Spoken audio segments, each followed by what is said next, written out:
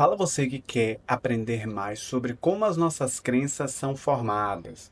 Muitas vezes a gente fala muito sobre as nossas crenças de desamor, de incompetência, ideias que a gente tem sobre o mundo, ou mesmo na terapia, quando a gente fala de pensamentos, e isso principalmente na terapia cognitiva comportamental, mas a gente não trabalha muito como é que elas são formadas. E eu vou dar uma aula completa aqui para você, falando passo a passo como é que as nossas crenças vão sendo formadas ao longo da nossa vida. Tá preparado? Venha comigo aqui que a gente vai aprender mais sobre como é que as crenças são formadas. Veja só, o que é que a gente vai estar falando aqui nessa aula de hoje? Primeiro, a gente vai estar trabalhando o surgimento da psicologia cognitiva, que é uma das principais abordagens que falam sobre a construção das nossas crenças ao longo da vida. E isso tem uma mudança importante na psicologia. Depois a gente vai falar sobre como é que esse aprendizado acontece e como isso está em relação com o nosso processamento consciente ou não. E aí onde a gente entra para falar mais sobre o funcionamento do sistema dual de processamento, que é uma forma de tentar explicar como nós interpretamos e agimos sobre o mundo a partir da psicologia cognitiva e aí consequentemente da terapia cognitiva também. E depois a gente vai falar como é que é útil esse sistema de crenças que a gente tem que termina fazendo com que a gente decida certas coisas e faça determinados atos. Gostou? Vamos comigo aqui? Vamos pegar cada detalhe aqui para a gente entender como é que essas crenças são formadas ao longo da vida. Aqui a gente tem uma mudança importante no modelo teórico da psicologia, em que inicialmente o behaviorismo radical defendia que o comportamento, aqui entendido como resposta, ele era modelado pela consequência. Ou seja, se a consequência era algo agradável, positivo, a gente tende a repetir aquela resposta. E aí isso ocorre um mecanismo bastante útil e importante de aprendizagem. Sempre que a consequência é reforçadora, ou seja, você fez alguma coisa, ganhou um dinheiro com aquilo, ganhou um chocolate, ganhou algo que você goste, você tende a repetir. Usou uma determinada substância, teve prazer, tende a repetir. Só que qual é a diferença quando a gente fala da psicologia cognitiva? A psicologia cognitiva vem trazer que entre um estímulo, e aí você pode entender estímulo aqui como um contexto, em uma resposta de um indivíduo, existe o que a psicologia cognitiva vai chamar de cognição. Existe uma mente, que ela é mediadora entre um contexto e a resposta. E isso muda muito em termos da compreensão teórica sobre o comportamento humano. Isso daí foi chamado de revolução cognitiva. Aconteceu mais ou menos lá na década de 50, década de 60, aonde surge a psicologia cognitiva, e a psicologia cognitiva vai tentar entender justamente como é que essa cognição, que aí o sistema de crenças é uma parte da nossa cognição, é formado. E aí os nossos comportamentos vão ser muito mais guiados pelaquilo que a gente acredita, pelas nossas crenças, do que necessariamente pela consequência. Perceba que a terapia cognitiva ela não descarta essa relação de resposta e consequência. A consequência continua sendo importante, inclusive para a formação desse sistema de crenças. Só que para a terapia cognitiva comportamental, o foco da intervenção deve ser sobre a cognição e não necessariamente sobre a consequência, como muitas vezes as contingências ambientais, como muitas vezes é o foco da terapia comportamental. Seguindo então aqui, o exemplo prático é: imagine que você está com fome, começa a sentir uma sensação desagradável na sua barriga, você vai na geladeira e você encontra comida.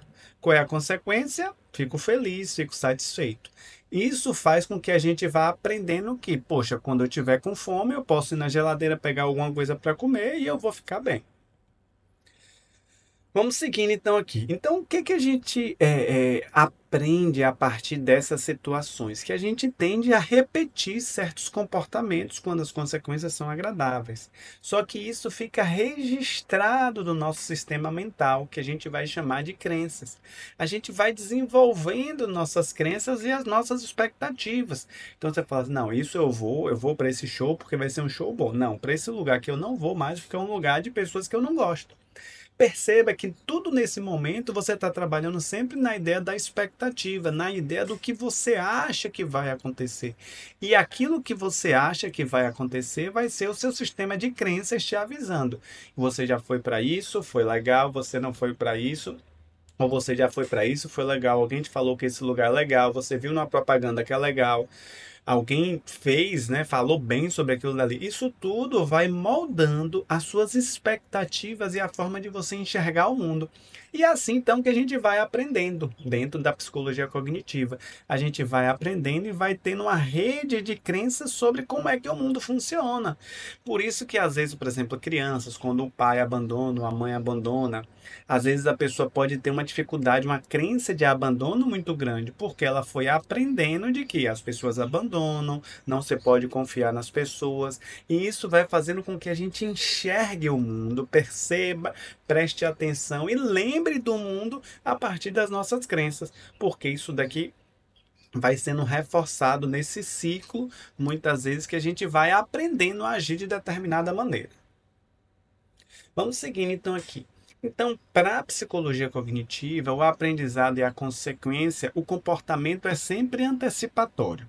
Então, se você chega para uma pessoa e fala assim: Poxa, Fulano, por que que você não sai dessa relação? Por que que você não muda? Muitas vezes a pessoa vai ter um comportamento antecipatório: Não vai dar certo, eu não vou conseguir, eu tenho medo da solidão, eu tenho medo do que pode acontecer, eu acho que eu não vou conseguir viver sem essa pessoa. Então, perceba que nesse foco aqui, na terapia cognitiva, e sobre a intervenção sobre a crença, a grande dificuldade da pessoa de mudar é justamente interferir nesse sistema de crenças que impede com que ela muda. E isso é baseado na previsão e na correção de futuros distúrbios ambientais, ou seja, as nossas escolhas, a gente nunca sabe exatamente o que é que vai acontecer. Então, o que é que a gente faz muitas vezes? A gente tenta fazer previsões sobre o que é que vai estar acontecendo. Então, não, um bolo eu vou comer, um bolo de chocolate eu vou comer porque é agradável. Esse animal aqui eu não vou ficar próximo porque é um animal perigoso e pode me fazer algum mal. Esse animal é perigoso, pode me fazer algum mal. Então vá percebendo como esse sistema ele vai fazendo sempre com que a gente antecipe as nossas coisas. E as crenças é quem vai dizer como é que a gente vai se comportar nessas antecipações ou não, né? Daquilo que a gente vai fazer ou não vai fazer. Então, para manter esse estado energético altamente improvável, ou seja, de homeostase, de equilíbrio, de bem-estar, a gente vai agir de acordo com o nosso sistema de crenças.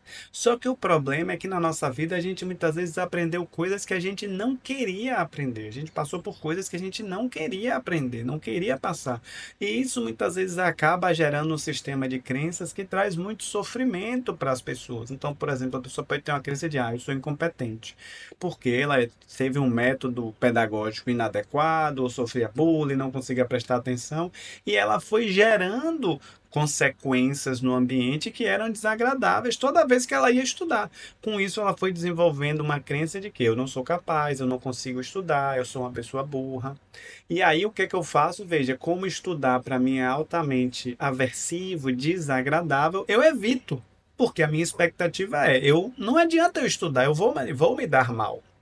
Então, o organismo interage com o meio ambiente em um processamento contínuo de regulações antecipatórias, ou seja, o tempo todo eu estou criando expectativas e estou tentando antecipar as coisas. Só que dependendo das nossas experiências de vida e como essas crenças foram formadas, isso pode ser altamente aprisionador. E isso acontece principalmente também por um efeito que a psicologia estuda, cognitiva estuda como pareidolia, que é essa capacidade de tentar encontrar padrões em tudo que a gente vê.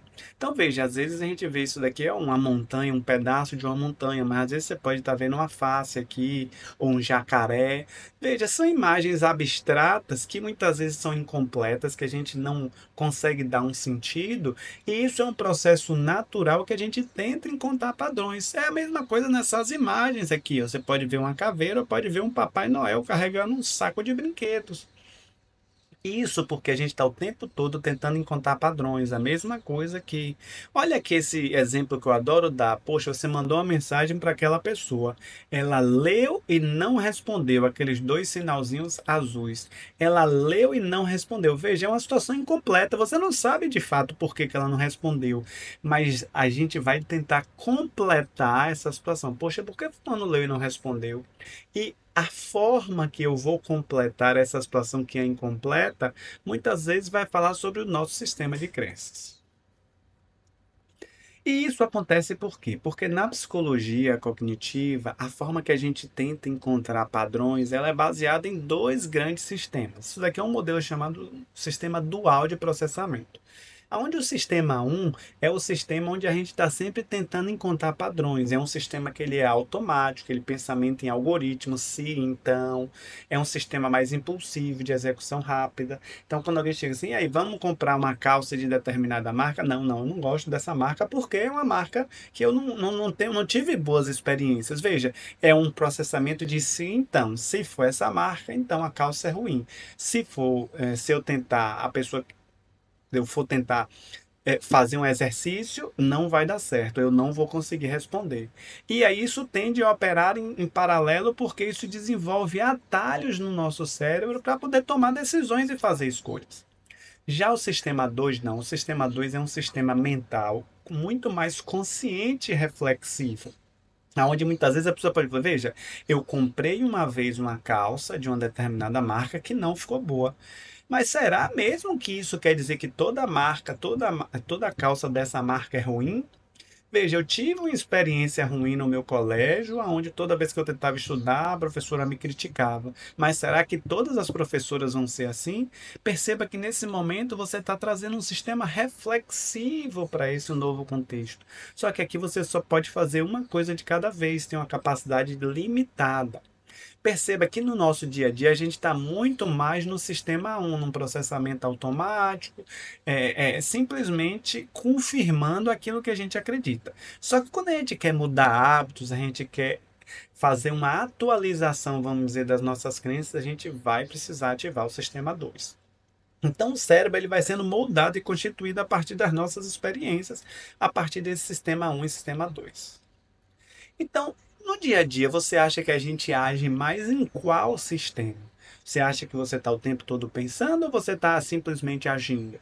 Né? Isso é uma coisa interessante porque muitas vezes a gente acha que a gente está o tempo todo pensando. Porque o nosso fluxo de pensamento não para. Mas na verdade, na grande maioria das vezes no nosso dia a dia, a gente está simplesmente fazendo aquilo que a gente sempre fez, aquilo que a gente acredita, aquilo que a gente acha que é o correto, aquilo que é costumeiro. A gente está muito mais no processamento automático no sistema um do que no sistema 2 por um processo de economia cognitiva que é facilmente identificável e importante.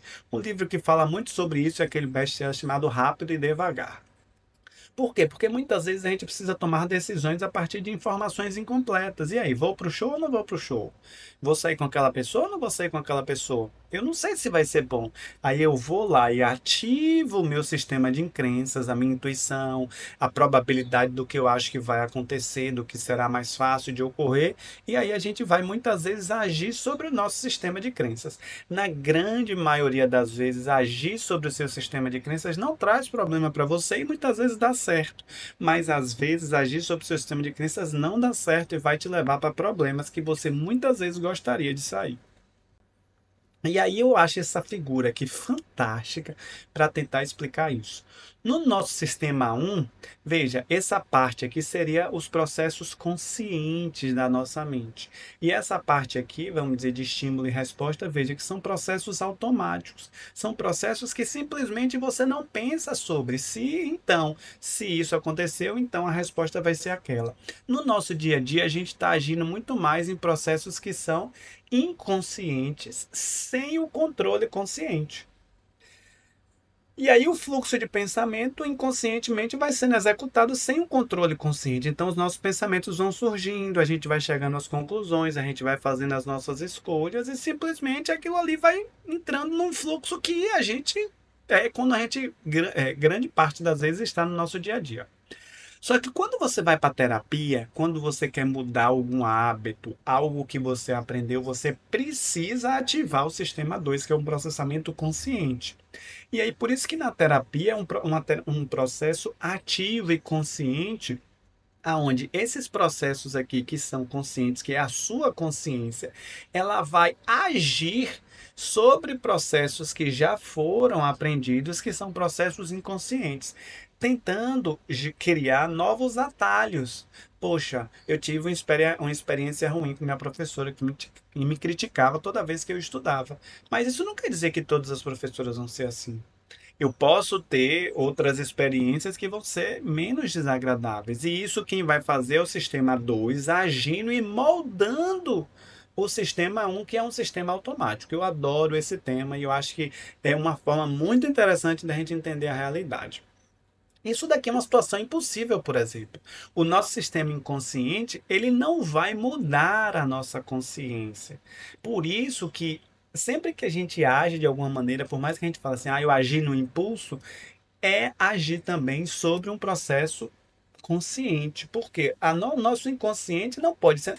O seu inconsciente não vai pegar a sua mão e fazer você fazer alguma coisa que você não quer fazer, desde que você esteja consciente naquele momento. Tá? Então, assim, uma situação impossível é os seus pensamentos controlam os seus comportamentos? Não. Os seus pensamentos, são coisas que surgem, são crenças, são ideias que surgem na sua cabeça, mas ela não controla o que você vai comportar, né? Como você vai agir. No entanto, muitas pessoas agem e se comportam como se a crença fosse uma verdade absoluta. E aí é onde vem todo esse processo de mudança de crenças. Tá? Então, vamos chegando aqui no final da nossa aula. Espero que você tenha entendido um pouco. Vou fazer aqui um review para você, uma revisão, né, para a gente lembrar o que a gente viu nessa aula com a formação das crenças. Então, a gente falou como o conceito de crenças foi sendo aperfeiçoado muito na revolução cognitiva com a psicologia cognitiva, onde trouxe os conceitos de pensamento e crenças. Depois a gente trouxe, né, que esse sistema de crenças ele é muito bom para tentar antecipar o mundo, para tentar criar expectativas e fazer escolhas mais prazerosas e evitar desprazerosas. Depois a gente falou sobre o sistema dual de processamento, que é como esses sistemas funcionam. O sistema 1 é um sistema automático, que é quando a gente age simplesmente baseado nas nossas crenças, e o sistema 2 é quando a gente vai questionar as nossas próprias crenças, que é um sistema muito mais consciente, e como esse funcionamento acontece no sistema de crenças. E aí, gostou da aula? Se gostou, deixa aí no comentário, perguntas, dá um feedback para mim, o que é que você achou dessa aula, o que é que você acha que eu poderia explorar mais. Tá? Se ainda não se inscreveu no canal, se inscreve. Para mim é muito importante, dá um like para que esse vídeo tenha alcance cada vez mais e mais pessoas. Tem uma série de aulas aqui no meu canal e espero que você aproveite bastante. Até uma próxima.